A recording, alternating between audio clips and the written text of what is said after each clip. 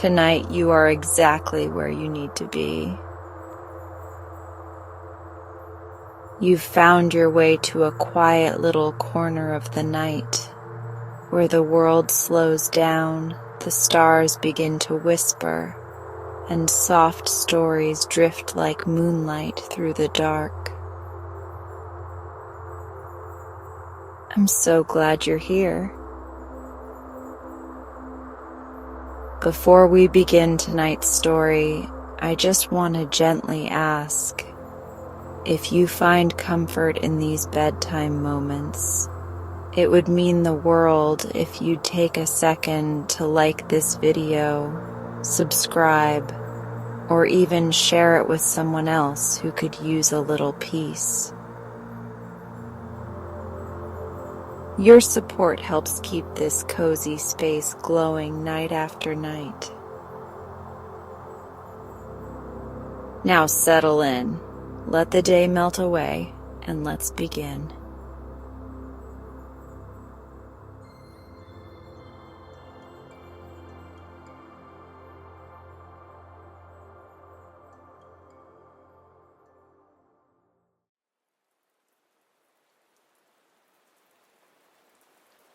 In a retired hamlet on the borders of Wales, between Oswestry and Shrewsbury, it is still the custom to celebrate the 1st of May. The children of the village, who look forward to this rural festival with joyful eagerness, usually meet on the last day of April to make up their nosegays for the morning and to choose their queen. Their customary place of meeting is at a hawthorn which stands in a little green nook, open on one side to a shady lane, and separated on the other side by a thick sweetbriar and hawthorn hedge from the garden of an attorney. This attorney began the world with nothing, but he contrived to scrape together a good deal of money, everybody knew how. He built a new house at the entrance of the village, and had a large, well-fenced garden. Yet, notwithstanding his fences, he never felt himself secure. Such were his litigious habits and his suspicious temper that he was constantly at variance with his simple and peaceable neighbors. Some pig or dog or goat or goose was forever trespassing. His complaints and his extortions wearied and alarmed the whole hamlet. The paths in his fields were at length unfrequented. His stiles were blocked up with stones or stuffed with brambles and briars, so that not a gosling could creep under or a giant get over them. Indeed, so careful were even the village children of giving offense to this irritable man of the law, that they would not venture to fly a kite near his fields lest it should entangle in his trees or fall upon his meadow. Mr. Case, for this was the name of our attorney, had a son and a daughter, to whose education he had not time to attend, as his whole soul was intent upon accumulating for them a fortune. For several years he suffered his children to run wild in the village, but suddenly, on his being appointed to a considerable agency, he began to think of making his children a little genteel. He sent his son to learn Latin. He hired a maid to wait upon his daughter Barbara, and he strictly forbade her thenceforward to keep company with any of the poor children who had hitherto been her playfellows. They were not sorry for this prohibition, because she had been their tyrant rather than their companion. She was vexed to observe that her absence was not regretted, and she was mortified to perceive that she could not humble them by any display of airs and finery. There was one poor girl, amongst her former associates, to whom she had a peculiar dislike. Susan Price, a sweet-tempered, modest, sprightly, industrious lass, who was the pride and delight of the village. Her father rented a small farm, and, unfortunately for him, he lived near Attorney Case. Barbara used often to sit at her window, watching Susan at work. Sometimes she saw her in the neat garden raking the beds or weeding the borders. Sometimes she was kneeling at her beehive with fresh flowers for her bees. Sometimes she was in the poultry yard, scattering corn from her sieve amongst the eager chickens, and in the evening she was often seated in a little honeysuckle arbor, with a clean, light, three-legged deal table before her, upon which she put her plain work. Susan had been taught to work neatly by her good mother, who was very fond of her, and to whom she was most gratefully attached. Mrs. Price was an intelligent, active, domestic woman, but her health was not robust. She earned money, however, by taking in plain work, and she was famous for baking excellent bread and breakfast cakes. She was respected in the village for her conduct as a wife and as a mother, and all were eager to show her attention. At her door the first branch of hawthorn was always placed on May morning, and her Susan was usually Queen of the May. It was now time to choose the queen. The setting sun shone full upon the pink blossoms of the hawthorn, when the merry group assembled upon their little green. Barbara was now walking in sullen state in her father's garden. She heard the busy voices in the lane, and she concealed herself behind the high hedge, that she might listen to their conversation. "Where's Susan?" were the first unwelcome words which she overheard. "Aye, where's Susan?" repeated Philip, stopping short in the middle of a new tune that he was playing on his pipe. "I wish Susan would come. I want her to sing me this same tune over again. I have not it yet. And I wish Susan would come, I'm sure," cried a little girl, whose lap was full of primroses. "Susan will give me some thread to tie up my nosegays, and she'll show me where the fresh violets grow, and she has promised to give me a great bunch of her double cowslips to wear tomorrow. I wish she would come." Nothing can be done without Susan.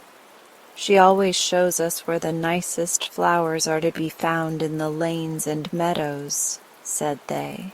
She must make up the garlands, and she shall be Queen of the May, exclaimed a multitude of little voices. "But she does not come," said Philip Rose, who was her particular friend, now came forward to assure the impatient assembly that she would answer for it. Susan would come as soon as she possibly could, and that she probably was detained by business at home.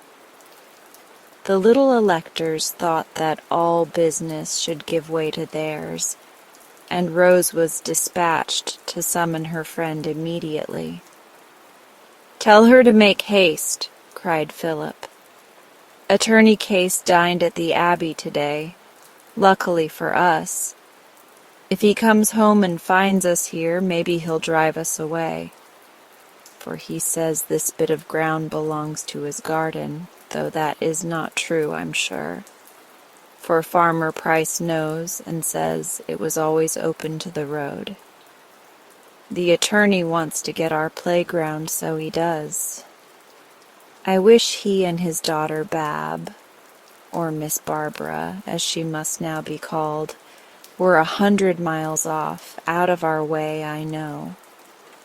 No later than yesterday she threw down my 9-pins in one of her ill humors, as she was walking by with her gown all trailing in the dust. "Yes," cried Mary, the little primrose girl. "Her gown is always trailing. She does not hold it up nicely like Susan, and with all her fine clothes she never looks half so neat. Mamma says she wishes I may be like Susan when I grow up to be a great girl, and so do I. I should not like to look conceited as Barbara does if I was ever so rich." "Rich or poor," said Philip, "it does not become a girl to look conceited, much less bold, as Barbara did the other day, when she was at her father's door without a hat upon her head, staring at the strange gentleman who stopped hereabout to let his horse drink.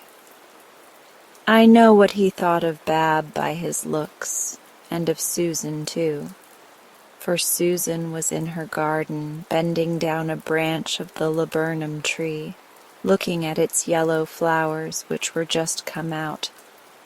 And when the gentleman asked her how many miles it was from Shrewsbury, she answered him so modest, not bashful, like as if she had never seen nobody before, but just right. And then she pulled on her straw hat, which was fallen back with her looking up at the laburnum, and she went her ways home. And the gentleman says to me after she was gone, 'Pray, who is that neat, modest girl? But I wish Susan would come,' cried Philip, interrupting himself.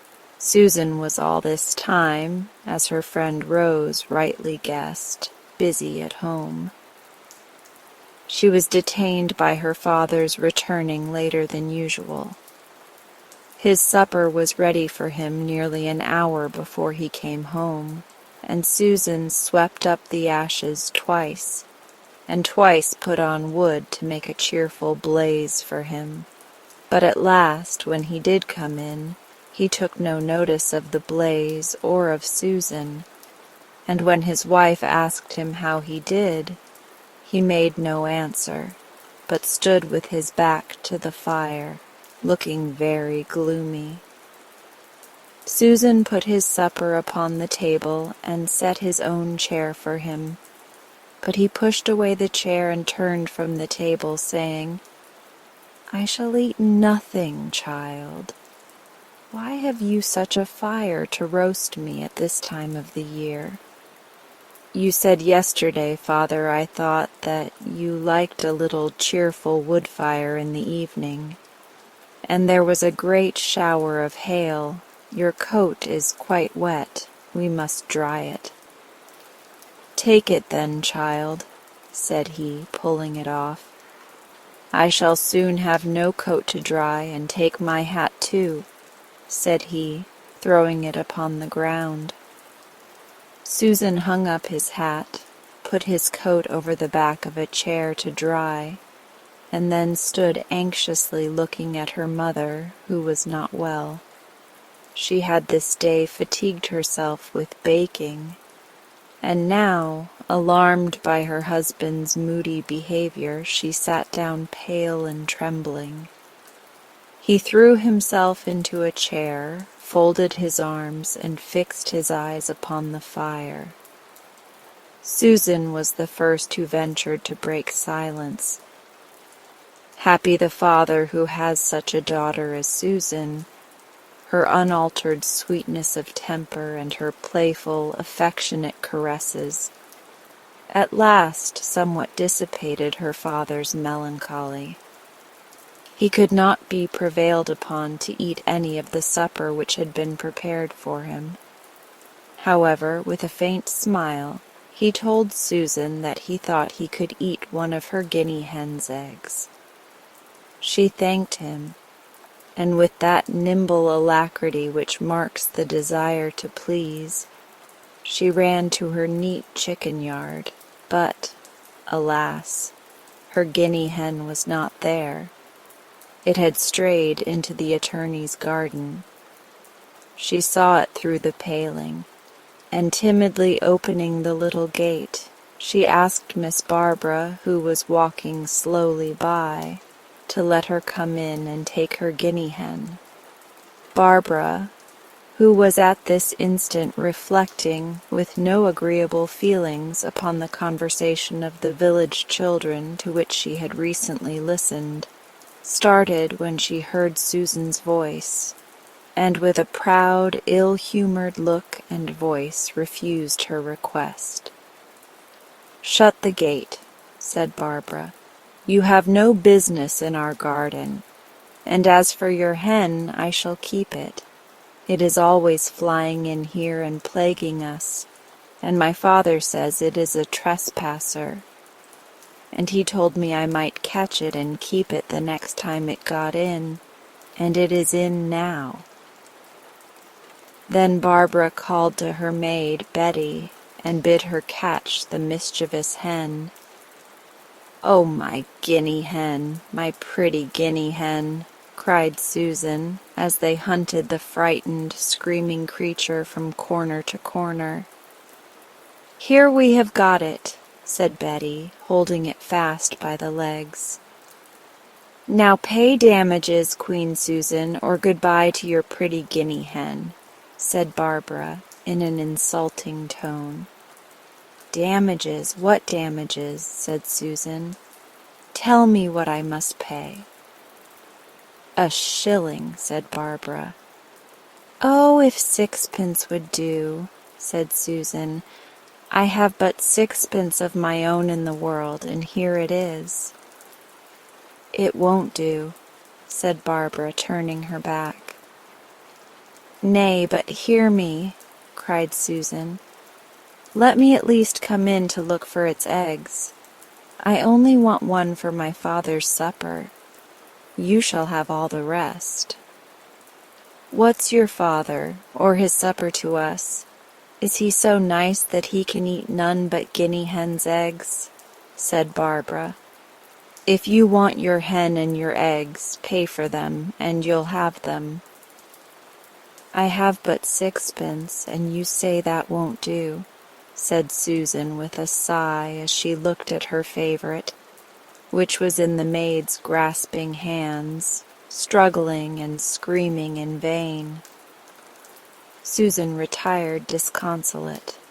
At the door of her father's cottage she saw her friend Rose, who was just come to summon her to the hawthorn bush. "They are all at the hawthorn, and I am come for you. We can do nothing without you, dear Susan," cried Rose, running to meet her at the moment she saw her. "You are chosen Queen of the May. Come, make haste. But what is the matter? Why do you look so sad?" "Ah," said Susan, "don't wait for me. I can't come to you. But," added she, pointing to the tuft of double cowslips in the garden, "gather those for poor little Mary. I promised them to her, and tell her the violets are under a hedge just opposite the turnstile on the right as we go to church. Goodbye. Never mind me. I can't come. I can't stay, for my father wants me." "But don't turn away your face. I won't keep you a moment. Only tell me what's the matter," said her friend, following her into the cottage. "Oh, nothing, not much," said Susan. "Only that I wanted the egg in a great hurry for father. It would not have vexed me. To be sure, I should have clipped my guinea hen's wings, and then she could not have flown over the hedge. But let us think no more about it now," added she, twinkling away a tear. When Rose, however, learnt that her friend's guinea hen was detained prisoner by the attorney's daughter, she exclaimed with all the honest warmth of indignation, and instantly ran back to tell the story to her companions. "Barbara! Aye! Like father, like daughter!" cried Farmer Price, starting from the thoughtful attitude in which he had been fixed, and drawing his chair closer to his wife. "You see something is amiss with me, wife. I'll tell you what it is." As he lowered his voice, Susan, who was not sure that he wished she should hear what he was going to say, retired from behind his chair. "Susan, don't go. Sit you down here, my sweet Susan," said he, making room for her upon his chair. "I believe I was a little cross when I came in first tonight, but I had something to vex me, as you shall hear. About a fortnight ago, you know, wife," continued he, "there was a balloting in our town for the militia. Now at that time I wanted but 10 days of 40 years of age, and the attorney told me I was a fool for not calling myself plump 40. But the truth is the truth, and it is what I think fittest to be spoken at all times, come what will of it. So I was drawn for a militiaman. But when I thought how loath you and I would be to part, I was main glad to hear that I could get off by paying 8 or 9 guineas for a substitute, only I had not the 9 guineas, for, you know, we had bad luck with our sheep this year, and they died away one after another. But that was no excuse, so I went to Attorney Case, and with a power of difficulty I got him to lend me the money, for which, to be sure, I gave him something, and left my lease of our farm with him, as he insisted upon it, by way of security for the loan. Attorney Case is too many for me. He has found what he calls a flaw in my lease, and the lease, he tells me, is not worth a farthing, and that he can turn us all out of our farm tomorrow if he pleases. And sure enough he will please, for I have thwarted him this day, and he swears he'll be revenged of me. Indeed, he has begun with me badly enough already. I'm not come to the worst part of my story yet." Here Farmer Price made a dead stop, and his wife and Susan looked up in his face, breathless with anxiety. "It must come out," said he with a short sigh. "I must leave you in 3 days, wife." "Must you?" said his wife in a faint, resigned voice. "Susan, love, open the window." Susan ran to open the window and then returned to support her mother's head.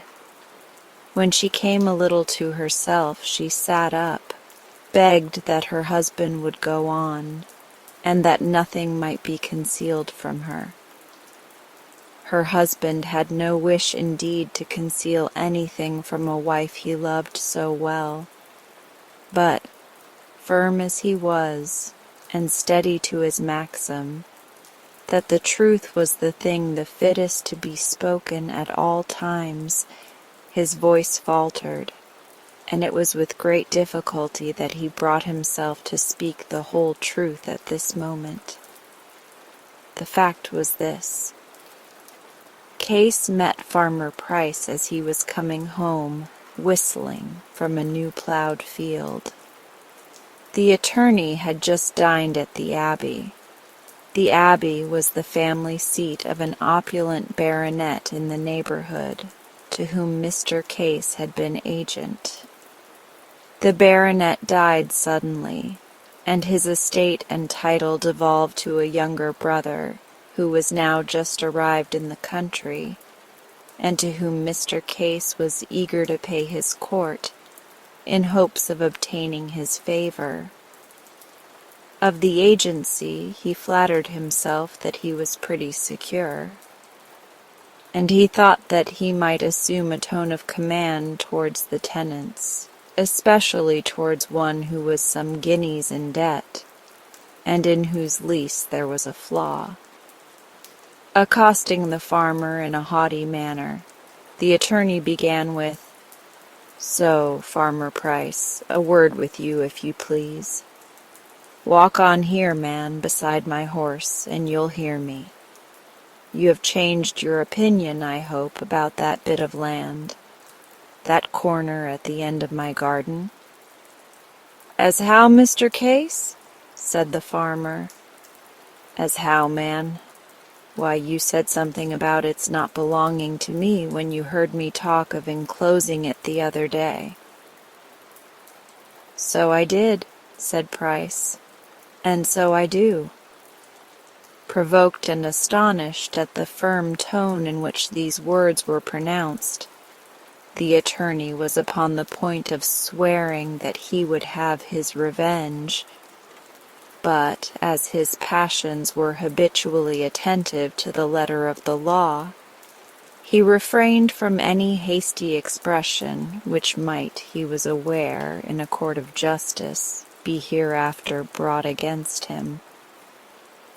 "My good friend, Mr. Price," said he in a soft voice, and pale with suppressed rage, he forced a smile, "I'm under the necessity of calling in the money I lent you some time ago, and you will please to take notice that it must be paid tomorrow morning.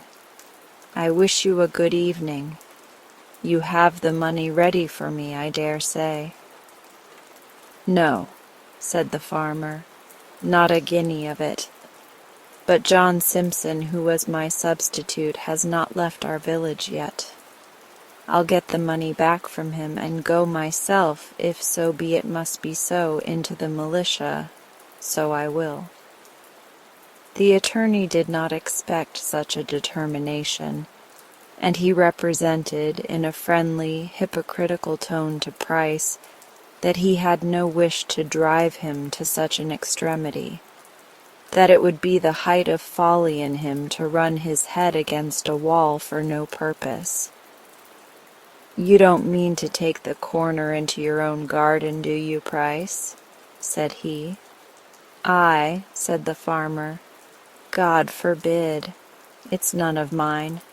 I never take what does not belong to me." "True, right, very proper, of course," said Mr. Case.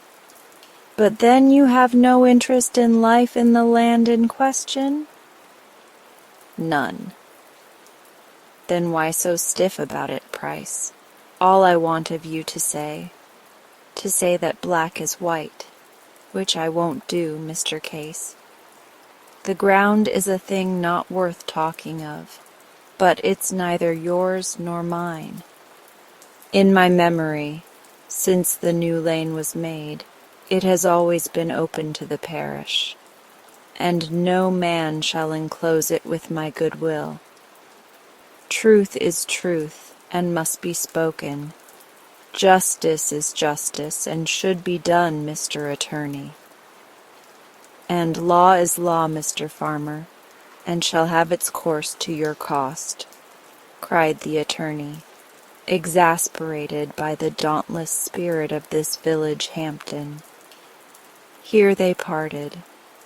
The glow of enthusiasm, the pride of virtue which made our hero brave, could not render him insensible.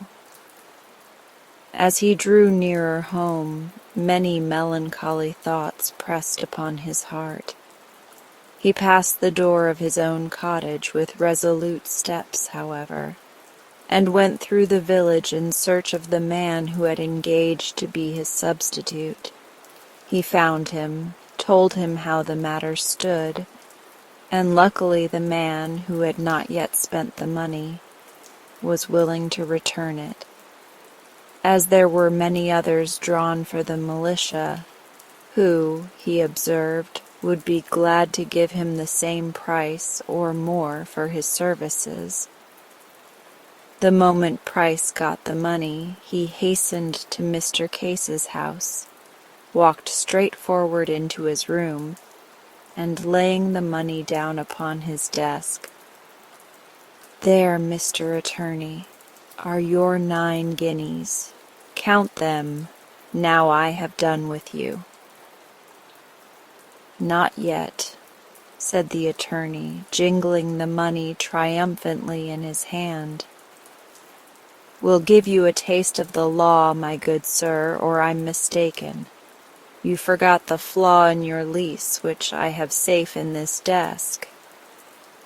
"Ah, my lease," said the farmer, who had almost forgot to ask for it till he was thus put in mind of it by the attorney's imprudent threat. "Give me my lease, Mr. Case. I've paid my money. You have no right to keep the lease any longer, whether it is a bad one or a good one." "Pardon me," said the attorney, locking his desk and putting the key into his pocket. "Possession, my honest friend," cried he, striking his hand upon the desk, "is 9 points of the law. Good night to you. I cannot in conscience return a lease to a tenant in which I know there is a capital flaw. It is my duty to show it to my employer, or in other words, to your new landlord, whose agent I have good reasons to expect I shall be. You will live to repent your obstinacy, Mr. Price. Your servant, sir." Price retired with melancholy feelings, but not intimidated. Many a man returns home with a gloomy countenance who has not quite so much cause for vexation. When Susan heard her father's story, she quite forgot her guinea hen, and her whole soul was intent upon her poor mother, who, notwithstanding her utmost exertion, could not support herself under this sudden stroke of misfortune. In the middle of the night, Susan was called up. Her mother's fever ran high for some hours, but towards morning it abated, and she fell into a soft sleep, with Susan's hand locked fast in hers. Susan sat motionless, and breathed softly, lest she should disturb her. The rushlight, which stood beside the bed, was now burnt low. The long shadow of the tall wicker chair flitted, faded, appeared, and vanished as the flame rose and sank in the socket. Susan was afraid that the disagreeable smell might waken her mother, and, gently disengaging her hand, she went on tiptoe to extinguish the candle.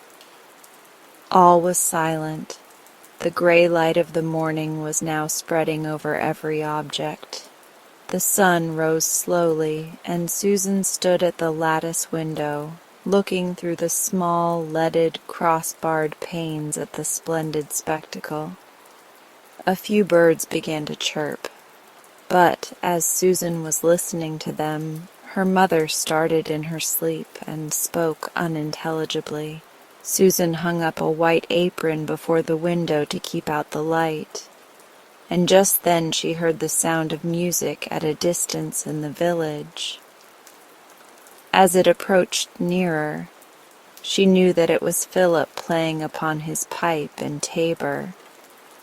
She distinguished the merry voices of her companions caroling in honor of the May, and soon she saw them coming towards her father's cottage with branches and garlands in their hands. She opened quick but gently the latch of the door and ran out to meet them. "Here she is! Here's Susan!" they exclaimed joyfully. "Here's the Queen of the May!" "And here's her crown!" cried Rose, pressing forward. But Susan put her finger upon her lips and pointed to her mother's window. Philip's pipe stopped instantly. "Thank you," said Susan. "My mother is ill. I can't leave her, you know." Then, gently putting aside the crown, her companions bid her say who should wear it for her. "Will you, dear Rose?" said she, placing the garland upon her friend's head. "It's a charming May morning," added she with a smile. "Good-bye." We shan't hear your voices or the pipe when you have turned the corner into the village, so you need only stop till then, Philip." "I shall stop for all day," said Philip. "I've no mind to play any more." "Goodbye, poor Susan. It is a pity you can't come with us," said all the children, and little Mary ran after Susan to the cottage door. "I forgot to thank you," said she, "for the double cowslips. Look how pretty they are, and smell how sweet the violets are in my bosom, and kiss me quick, for I shall be left behind." Susan kissed the little breathless girl, and returned softly to the side of her mother's bed. "How grateful that child is to me for a cowslip only! How can I be grateful enough to such a mother as this?" said Susan to herself as she bent over her sleeping mother's pale countenance. Her mother's unfinished knitting lay upon a table near the bed, and Susan sat down in her wicker armchair and went on with the row, in the middle of which her hand stopped the preceding evening. "She taught me to knit. She taught me everything that I know," thought Susan. "And the best of all, she taught me to love her, to wish to be like her." Her mother, when she awakened, felt much refreshed by her tranquil sleep, and observing that it was a delightful morning, said that she had been dreaming she heard music, but that the drum frightened her, because she thought it was the signal for her husband to be carried away by a whole regiment of soldiers who had pointed their bayonets at him. But that was but a dream, Susan. I awoke and knew it was a dream, and I then fell asleep and have slept soundly ever since. How painful it is to awake to the remembrance of misfortune. Gradually, as this poor woman collected her scattered thoughts, she recalled the circumstances of the preceding evening. She was too certain that she had heard from her husband's own lips the words, "I must leave you in 3 days," and she wished that she could sleep again and think it all a dream. "But he'll want 100 things," said she, starting up. "I must get his linen ready for him. I'm afraid it's very late. Susan, why did you let me lie so long?" "Everything shall be ready, dear mother. Only don't hurry yourself," said Susan. And indeed her mother was ill able to bear any hurry, or to do any work this day. Susan's affectionate, dexterous, sensible activity was never more wanted or more effectual. She understood so readily, she obeyed so exactly, and when she was left to her own discretion, judged so prudently that her mother had little trouble and no anxiety in directing her. She said that Susan never did too little or too much. Susan was mending her father's linen when Rose tapped softly at the window and beckoned to her to come out. She went out. "How does your mother do in the first place?" said Rose. "Better, thank you." "That's well, and I have a little bit of good news for you besides. Here," said she, pulling out a glove in which there was money. "We'll get the guinea hen back again. We have all agreed about it. This is the money that has been given to us in the village this May morning. At every door they gave silver. See how generous they have been. 12 shillings, I assure you. Now we are a match for Miss Barbara. You won't like to leave home. I'll go to Barbara, and you shall see your guinea hen in 10 minutes. Rose hurried away, pleased with her commission and eager to accomplish her business. Miss Barbara's maid, Betty, was the first person that was visible at the attorney's house. Rose insisted upon seeing Miss Barbara herself, and she was shown into a parlor to the young lady, who was reading a dirty novel, which she put under a heap of law papers as they entered. "Dear, how you startled me! Is it only you?" said she to her maid. But as soon as she saw Rose behind the maid, she put on a scornful air. "Could not ye say I was not at home, Betty? Well, my good girl, what brings you here? Something to borrow or beg, I suppose." May every ambassador in as good a cause, answer with as much dignity and moderation as Rose replied to Barbara upon the present occasion. She assured her that the person from whom she came did not send her either to beg or borrow, that she was able to pay the full value of that for which she came to ask, and producing her well-filled purse, "I believe that this is a very good shilling," said she. "If you don't like it, I will change it. And now you will be so good as to give me Susan's guinea hen. It is in her name I ask for it." "No matter in whose name you ask for it," replied Barbara. "You will not have it. Take up your shilling, if you please." I would have taken a shilling yesterday, if it had been paid at the time properly, but I told Susan that if it was not paid then, I should keep the hen, and so I shall, I promise her. You may go back and tell her so. The attorney's daughter had, whilst Rose opened her negotiation, measured the depth of her purse with a keen eye, and her penetration discovered that it contained at least 10 shillings. With proper management, she had some hopes that the guinea hen might be made to bring in at least half the money. Rose, who was of a warm temper, not quite so fit a match as she had thought herself for the wily Barbara, incautiously exclaimed, "Whatever it costs us, we are determined to have Susan's favorite hen, so if 1 shilling won't do, take 2, and if 2 won't do, why take 3. The shillings sounded provoking upon the table as she threw them down one after another, and Barbara coolly replied, "3 won't do." "Have you no conscience, Miss Barbara? Then take 4. Barbara shook her head.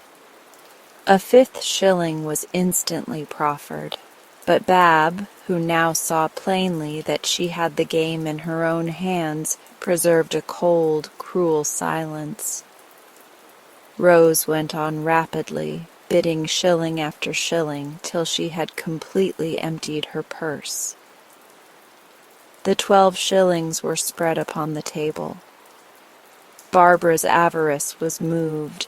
She consented for this ransom to liberate her prisoner.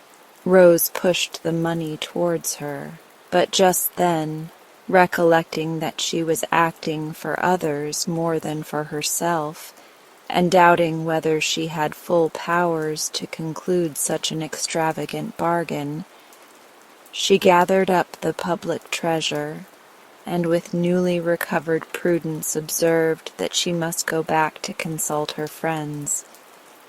Her generous little friends were amazed at Barbara's meanness, but with one accord declared that they were most willing, for their parts, to give up every farthing of the money.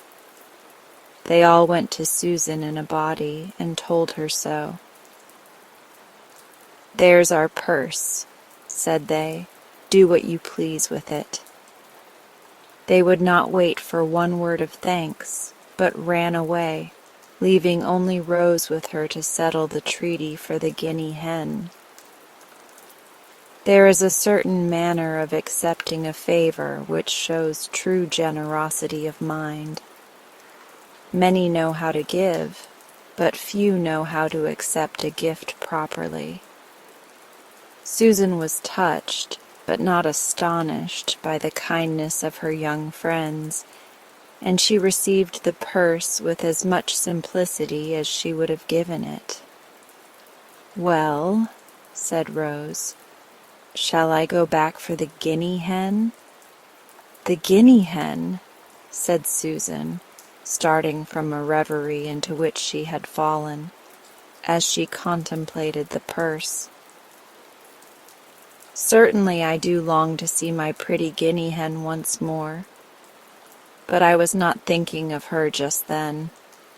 I was thinking of my father."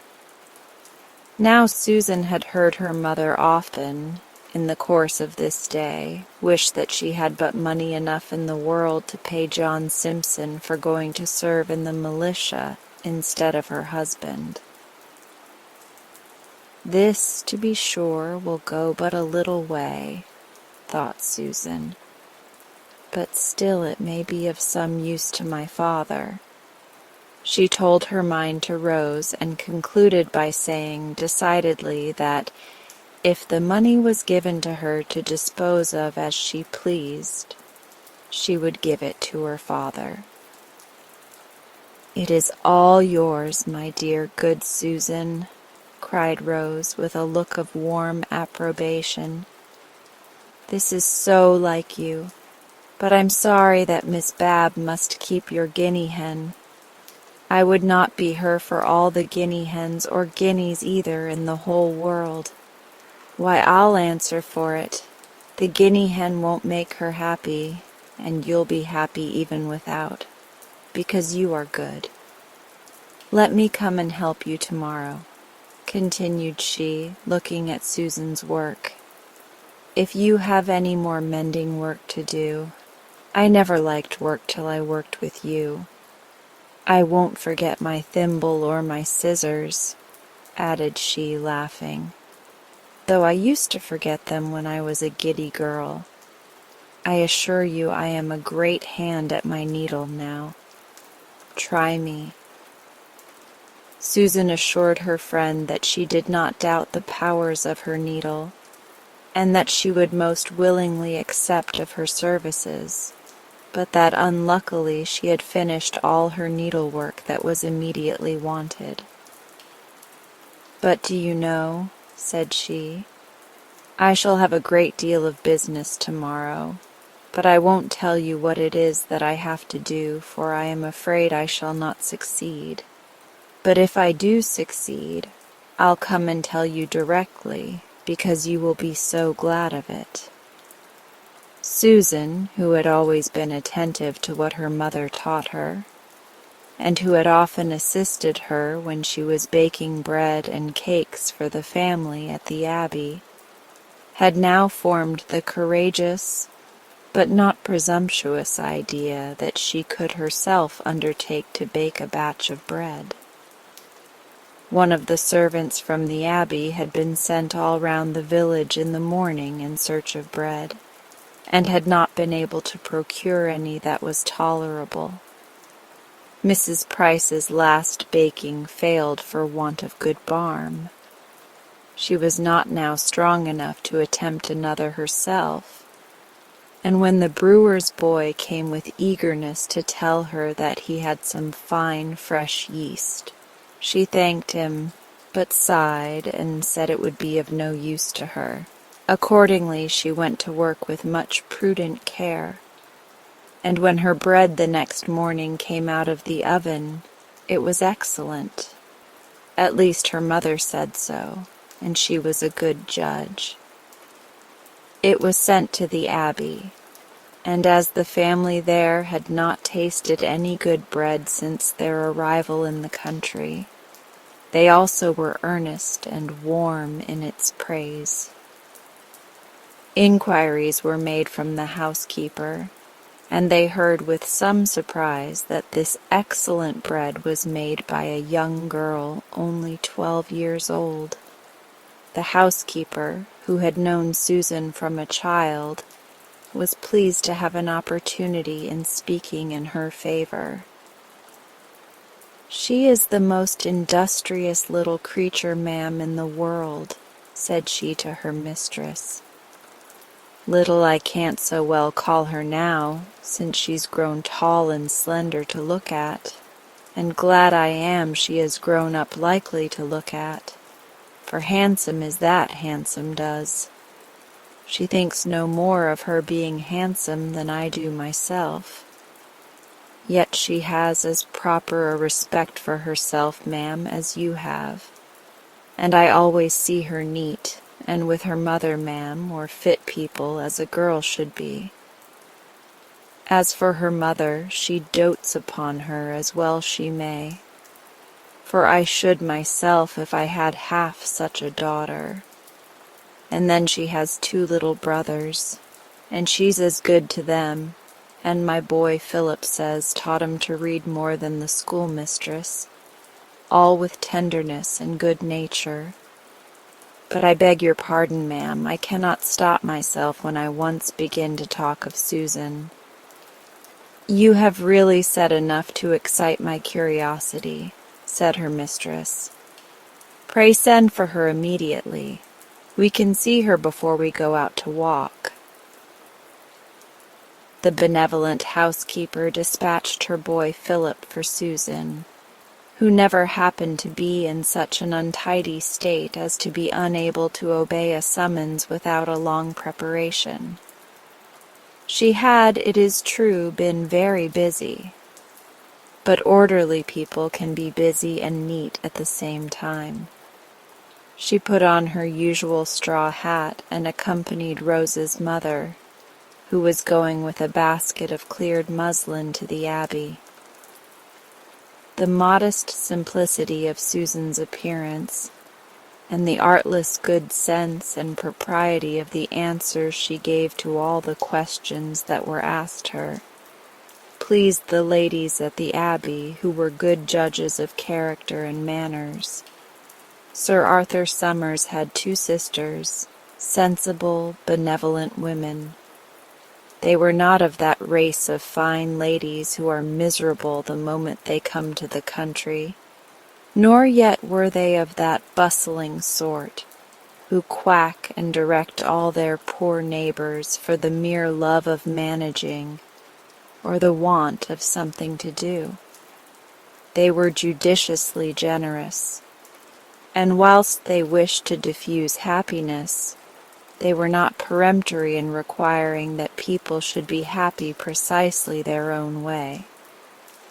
With these dispositions, and with a well-informed brother, who, though he never wished to direct, was always willing to assist in their efforts to do good, there were reasonable hopes that these ladies would be a blessing to the poor villagers amongst whom they were now settled.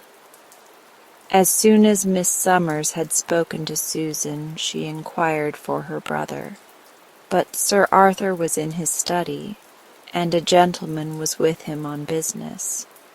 Susan was desirous of returning to her mother, and the ladies therefore would not detain her. Miss Somers told her with a smile when she took leave that she would call upon her in the evening at 6 o'clock. It was impossible that such a grand event as Susan's visit to the Abbey could long remain unknown to Barbara Case and her gossiping maid. They watched eagerly for the moment of her return, that they might satisfy their curiosity. "There she is, I declare, just come into her garden," cried Bab. "I'll run in and get it all out of her in a minute."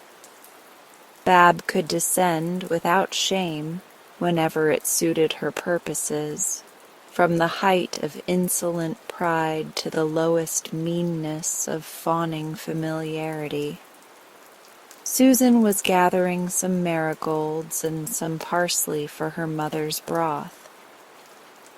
"So, Susan," said Bab, who came close up to her before she perceived it, How goes the world with you today?"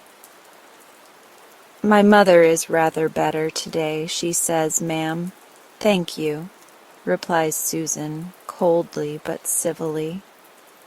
"Ma'am, dear, how polite we are grown of a sudden," cried Bab, winking at her maid. "One may see you've been in good company this morning. Hey, Susan, come, let's hear about it." "Did you see the ladies themselves, or was it only the housekeeper sent for you?" said the maid. "What room did you go into?" continued Bab. "Did you see Miss Summers or Sir Arthur?" "Miss Summers." "La, she saw Miss Summers. Betty, I must hear about it. Can't you stop gathering those things for a minute and chat a bit with us, Susan?" "I can't stay indeed, Miss Barbara, for my mother's broth is just wanted, and I'm in a hurry." Susan ran home.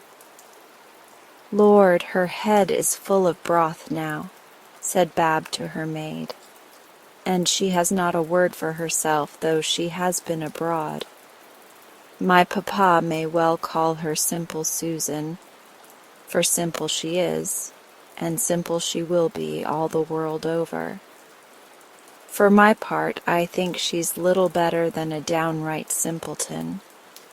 But however, simple or not, I'll get what I want out of her. She'll be able to speak, maybe, when she has settled the grand matter of the broth. I'll step in and ask to see her mother. That will put her in a good humor in a trice." Barbara followed Susan into the cottage, and found her occupied with the grand affair of the broth. "Is it ready?" said Bab, peeping into the pot that was over the fire. "Dear, how savory it smells! I'll wait till you go in with it to your mother, for I must ask her how she does myself." "Will you please to sit down then, miss?" said simple Susan with a smile, for at this instant she forgot the guinea hen. "I have but just put the parsley into the broth, but it soon will be ready." During this interval Bab employed herself, much to her own satisfaction, in cross-questioning Susan. She was rather provoked indeed that she could not learn exactly how each of the ladies was dressed, and what there was to be for dinner at the Abbey, and she was curious beyond measure to find out what Miss Summers meant by saying that she would call at Mr. Price's cottage at 6 o'clock in the evening. What do you think she could mean? "I thought she meant what she said," replied Susan, "that she would come here at 6 o'clock. "Aye, that's as plain as a pikestaff," said Barbara.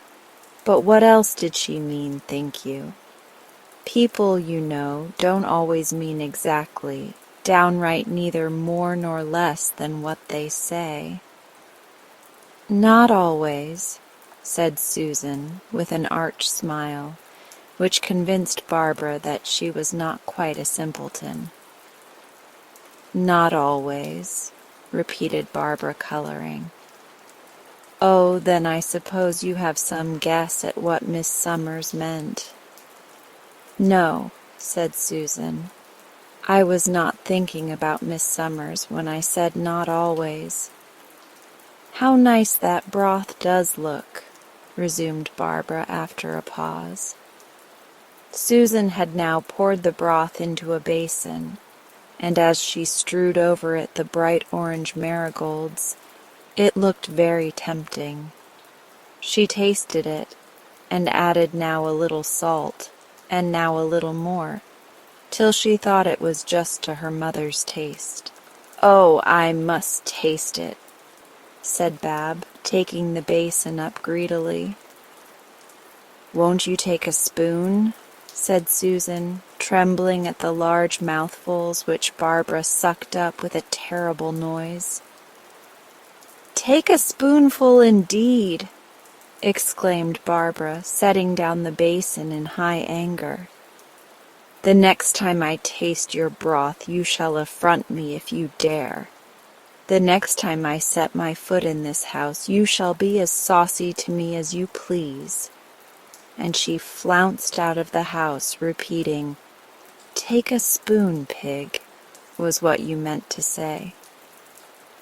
Susan stood in amazement at the beginning of this speech, but the concluding words explained to her the mystery dots some years before this time, when Susan was a very little girl and could scarcely speak plain, as she was eating a basin of bread and milk for her supper at the cottage door.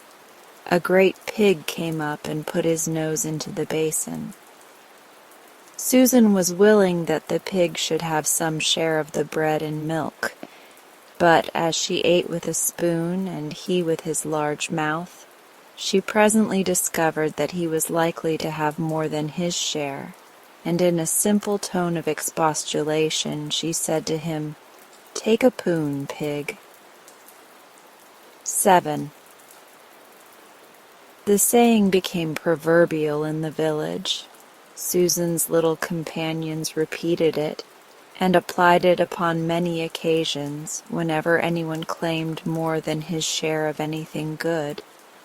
Barbara, who was then not Miss Barbara, but plain Bab, and who had played with all the poor children in the neighborhood, was often reproved in her unjust methods of division by Susan's proverb.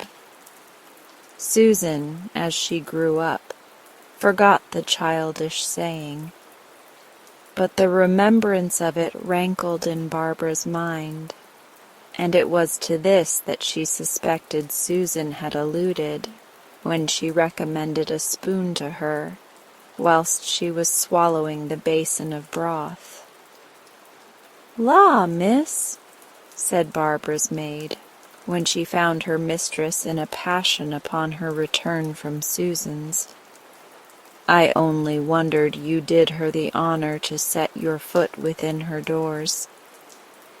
What need have you to trouble her for news about the Abbey folks, when your own papa has been there all the morning and is just come in and can tell you everything?"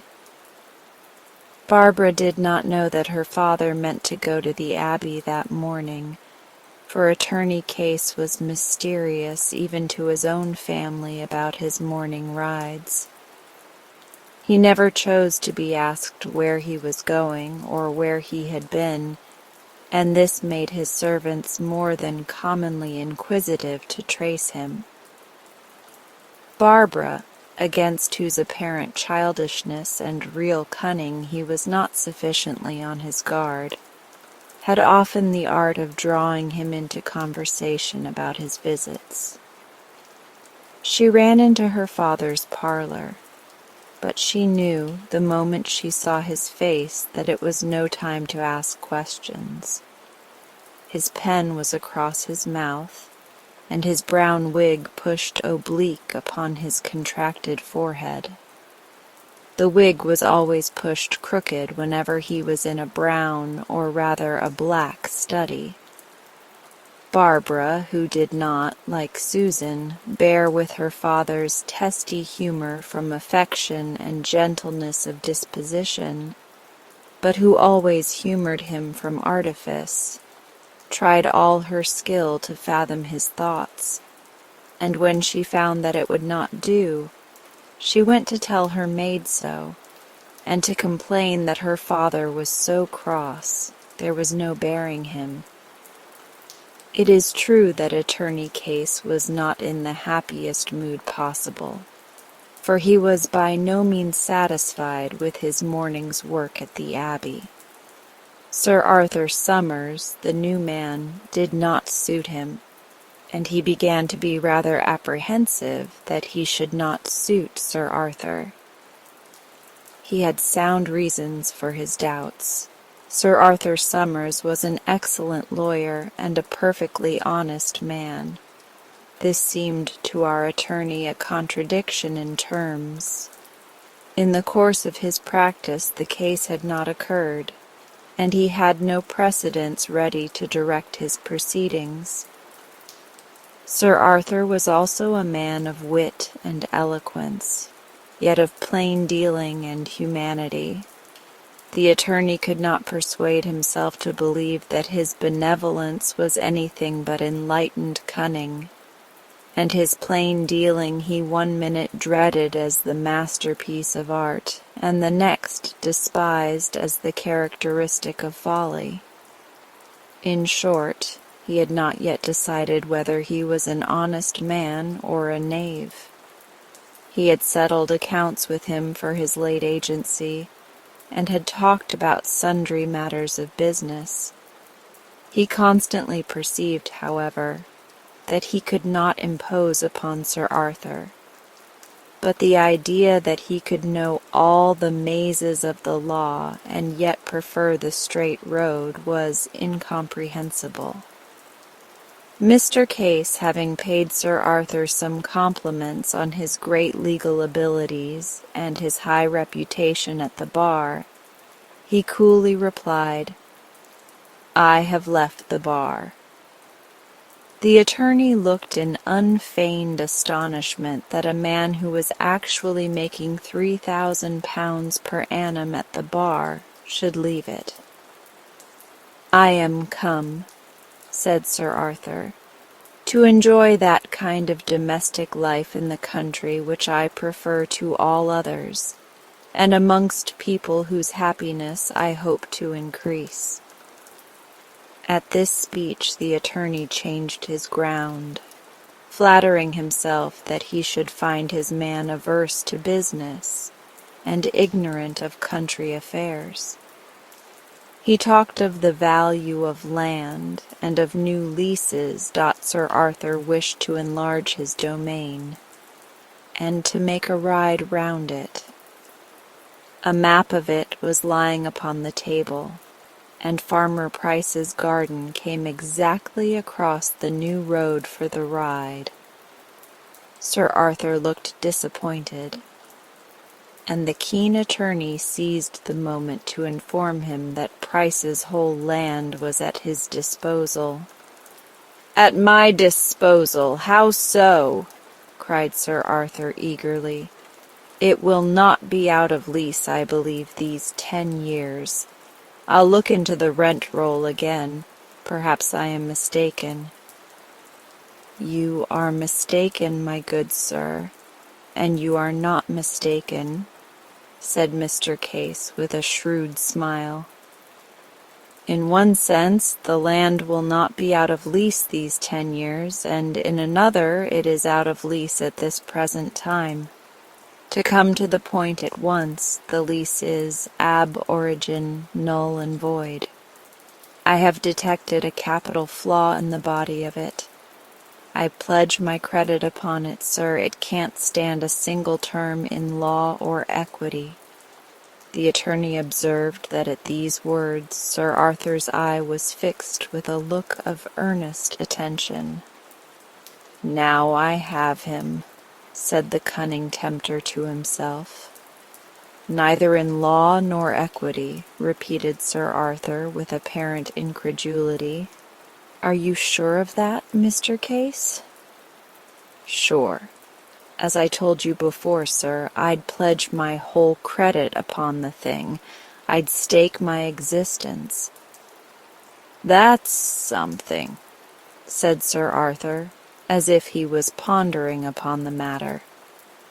The attorney went on with all the eagerness of a keen man, who sees a chance at one stroke of winning a rich friend and of ruining a poor enemy. He explained with legal volubility and technical amplification the nature of the mistake in Mr. Price's lease. "It was, sir," said he, "a lease for the life of Peter Price, Susanna his wife, and to the survivor or survivors of them, or for the full time and term of 20 years, to be computed from the 1st day of May then next ensuing." Now, sir, this, you see, is a lease in reversion, which the late Sir Benjamin Somers had not by his settlement a right to make. This is a curious mistake, you see, Sir Arthur, and in filling up those printed leases there's always a good chance of some flaw. I find it perpetually, but I never found a better than this in the whole course of my practice. Sir Arthur stood in silence. "My dear sir," said the attorney, taking him by the button, "you have no scruple of stirring in this business?" "A little," said Sir Arthur. "Why, then that can be done away in a moment. Your name shall not appear in it at all. You have nothing to do but to make over the lease to me. I make all safe to you with my bond. Now, being in possession, I come forward in my own proper person. Shall I proceed?" "No, you have said enough," replied Sir Arthur. "The case indeed lies in a nutshell," said the attorney, who had by this time worked himself up to such a pitch of professional enthusiasm that, intent upon his vision of a lawsuit, he totally forgot to observe the impression his words made upon Sir Arthur. "There's only one thing we have forgotten all this time," said Sir Arthur. "What can that be, sir?" "That we shall ruin this poor man." Case was thunderstruck at these words, or rather by the look which accompanied them. He recollected that he had laid himself open before he was sure of Sir Arthur's real character. He softened, and said he should have had certainly more consideration in the case of any but a litigious, pig-headed fellow, as he knew Price to be. "If he be litigious," said Sir Arthur, "I shall certainly be glad to get him fairly out of the parish as soon as possible. When you go home you will be so good, sir, as to send me his lease, that I may satisfy myself before we stir in this business." The attorney, brightening up, prepared to take leave, but he could not persuade himself to take his departure without making one push at Sir Arthur about the agency. "I will not trouble you, Sir Arthur, with this lease of Price's," said Case. "I'll leave it with your agent. Whom shall I apply to?" "To myself, sir, if you please," replied Sir Arthur. The courtiers of Louis XIV could not have looked more astounded than our attorney, when they received from their monarch a similar answer. It was this unexpected reply of Sir Arthur's which had deranged the temper of Mr. Case, and caused his wig to stand so crooked upon his forehead, and which had rendered him impenetrably silent to his inquisitive daughter Barbara. After having walked up and down his room, conversing with himself for some time, the attorney concluded that the agency must be given to somebody when Sir Arthur should have to attend his duty in Parliament, that the agency, even for the winter season, was not a thing to be neglected, and that if he managed well he might yet secure it for himself. He had often found that small timely presence worked wonderfully upon his own mind, and he judged of others by himself. The tenants had been in the reluctant but constant practice of making him continual petty offerings, and he resolved to try the same course with Sir Arthur, whose resolution to be his own agent, he thought, argued a close, saving, avaricious disposition. He had heard the housekeeper at the Abbey inquiring, as he passed through the servants, whether there was any lamb to be gotten. She said that Sir Arthur was remarkably fond of lamb, and that she wished she could get a quarter for him. Immediately he sallied into his kitchen, as soon as the idea struck him, and asked a shepherd who was waiting there whether he knew of a nice fat lamb to be had anywhere in the neighborhood. "I know of one," cried Barbara. "Susan Price has a pet lamb that's as fat could be." The attorney easily caught at these words, and speedily devised a scheme for obtaining Susan's lamb for nothing. It would be something strange if an attorney of his talents and standing was not an overmatch for simple Susan. He prowled forth in search of his prey. He found Susan packing up her father's little wardrobe, and when she looked up as she knelt, he saw that she had been in tears. "How is your mother today, Susan?" inquired the attorney. "Worse, sir. My father goes tomorrow. That's a pity." "It can't be helped," said Susan with a sigh. "It can't be helped. How do you know that?" said Case. "Sir, dear sir," cried she, looking up at him, and a sudden ray of hope beamed in her ingenuous countenance. "And if you could help it, Susan?" said he.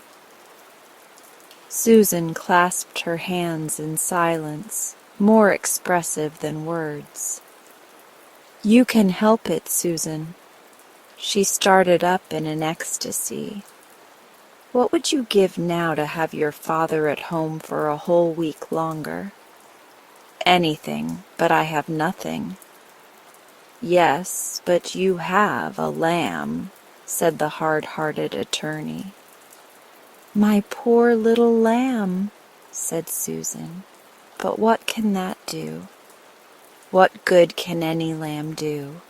Is not lamb good to eat? Why do you look so pale, girl? Are not sheep killed every day, and don't you eat mutton? Is your lamb better than anybody else's, think you?" "I don't know," said Susan, "but I love it better." "More fool you," said he. "It feeds out of hand, it follows me about. I have always taken care of it. My mother gave it to me."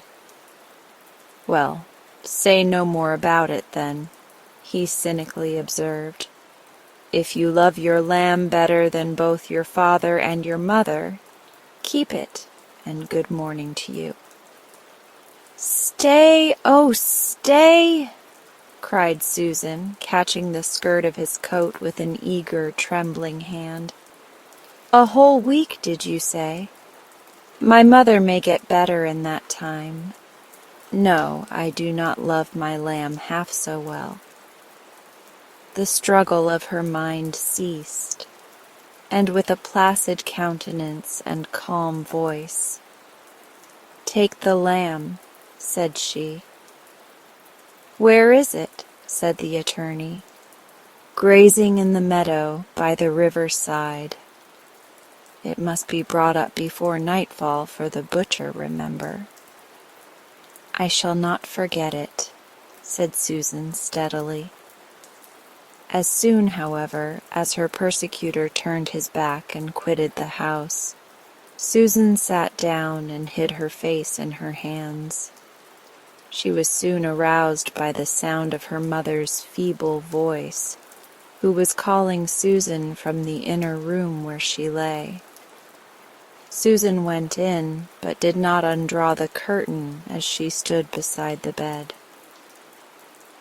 "Are you there, love? Undraw the curtain that I may see you, and tell me. I thought I heard some strange voice just now talking to my child." "Something's amiss, Susan," said her mother, raising herself as well as she was able in the bed to examine her daughter's countenance. "Would you think it amiss then, my dear mother?" said Susan, stooping to kiss her. Would you think it amiss if my father was to stay with us a week longer?" "Susan, you don't say so?" "He is indeed a whole week, but how burning hot your hand is still." "Are you sure he will stay?" inquired her mother. "How do you know? Who told you so? Tell me all quick." "Attorney Case told me so. He can get him a week's longer leave of absence, and he has promised he will." "God bless him for it, forever and ever," said the poor woman, joining her hands. "May the blessing of heaven be with him." Susan closed the curtains and was silent. She could not say amen. She was called out of the room at this moment, for a messenger was come from the abbey for the bread bills. It was she who always made out the bills, for though she had not a great number of lessons from the writing master, she had taken so much pains to learn that she could write a very neat, legible hand, and she found this very useful. She was not, to be sure, particularly inclined to draw out a long bill at this instant, but business must be done. She set to work, ruled her lines for the pounds, shillings, and pence, made out the bill for the abbey, and dispatched the impatient messenger. She then resolved to make out all the bills for the neighbors, who had many of them taken a few loaves and rolls of her baking. "I had better get all my business finished," said she to herself, "before I go down to the meadow to take leave of my poor lamb." This was sooner said than done, for she found that she had a great number of bills to write, and the slate on which she had entered the account was not immediately to be found, and when it was found the figures were almost rubbed out. Barbara had sat down upon it. Dot Susan pored over the number of loaves and the names of the persons who took them, and she wrote and cast up sums, and corrected and recorrected them, till her head grew quite puzzled. The table was covered with little square bits of paper, on which she had been writing bills over and over again, when her father came in with a bill in his hand. "How's this, Susan?" said he. "How can you be so careless, child? What is your head running upon? Here, look at the bill you were sending up to the abbey. I met the messenger and luckily asked to see how much it was. Look at it." Susan looked and blushed. It was written, "Sir Arthur Somers, to John Price, debtor, 6 dozen lambs, so much." She altered it and returned it to her father, but he had taken up some of the papers which lay upon the table. "What are all these, child?" "Some of them are wrong, and I've written them out again," said Susan. "Some of them, all of them, I think, seem to be wrong if I can read," said her father rather angrily, and he pointed out to her sundry strange mistakes. Her head, indeed, had been running upon her poor lamb. She corrected all the mistakes with so much patience and bore to be blamed with so much good humor, that her father at last said that it was impossible ever to scold Susan without being in the wrong at the last. As soon as all was set right, Price took the bills and said he would go round to the neighbors and collect the money himself, for that he should be very proud to have it to say to them that it was all earned by his own little daughter. Susan resolved to keep the pleasure of telling him of his week's reprieve till he should come home to sup, as he had promised to do, in her mother's room. She was not sorry to hear him sigh as he passed the knapsack, which she had been packing up for his journey. "How delighted he will be when he hears the good news," said she to herself. "But I know he will be a little sorry too for my poor lamb." As Susan had now settled all her business, she thought she could have time to go down to the meadow by the riverside to see her favorite. But just as she had tied on her straw hat, the village clock struck 4, and this was the hour at which she always went to fetch her little brothers home from a dame's school near the village. She knew that they would be disappointed if she was later than usual, and she did not like to keep them waiting, because they were very patient, good boys. So she put off the visit to her lamb and went immediately for her brothers. And now, as we come to the end of this session, if you're still awake, I would like you to feel the calm you've created within yourself. You've given your mind and body such a beautiful gift, a moment to simply be. Let that sense of peace stay with you as you move through the rest of your night. If you'd like, you can stay here a little longer.